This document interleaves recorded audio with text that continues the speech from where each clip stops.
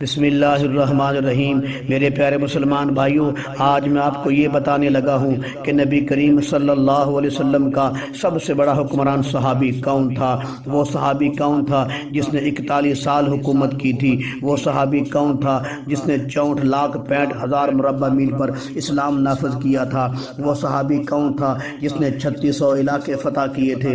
وہ صحابی کون تھا جس نے 700 قرآن کے قاریوں کو قسطنطنیہ روانہ کیا تھا۔ وہ صحابی کون تھا جس نے 28 ہجری کو 1750 بحری جہاز تیار کیے تھے۔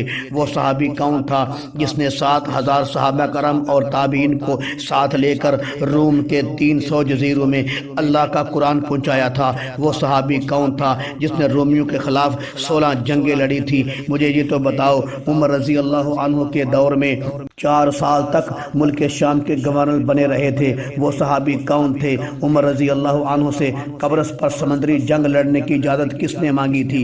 عثمان رضی اللہ عنہ کے دور میں پھر سمندری جنگ لڑنے کی اجازت کس نے مانگی تھی؟ عثمان رضی اللہ عنہ نے سمندر میں بحری بیڑا اتارنے کی اجازت کس کو دی تھی؟ 40,000 فوجیوں کو جنگلات کاٹنے کے لیے کون لے کر گیا تھا؟ مجھے بتاؤ ذرا، 3 مہینوں میں بحری بیڑا کس نے تیار کیا تھا؟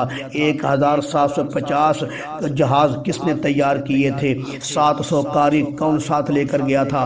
آؤ میں آج آپ کو بتاتا ہوں اتنا عظیم نبی کا صحابی جس نے 64,65,000 مربع میل پر اسلام نافذ کیا تھا، اس کو امیر معاویہ کہتے ہیں۔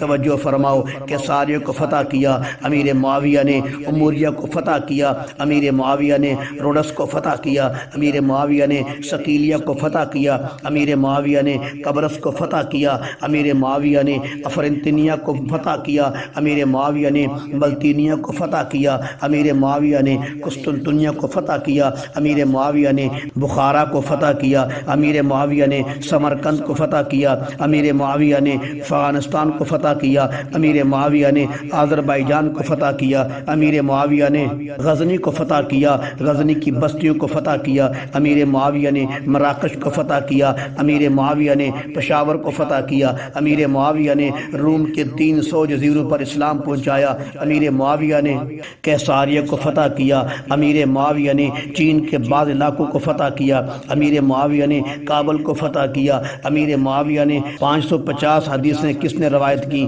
امیر معاویہ نے۔ میرے عزیز بھائی، اتنا بڑا مسلمانوں کا سپہ سالار، اسلام کا خدمت گار، پھر جس کو نبی نے جنت کی بشارت بھی دی ہو، اس کی ایک بات کی وجہ سے 41 سال کی قربانیوں کو اپنی جہالت کی وجہ سے فراموش کر دینا، یہ ظلم کی انتہا نہیں ہے تو اور کیا ہے؟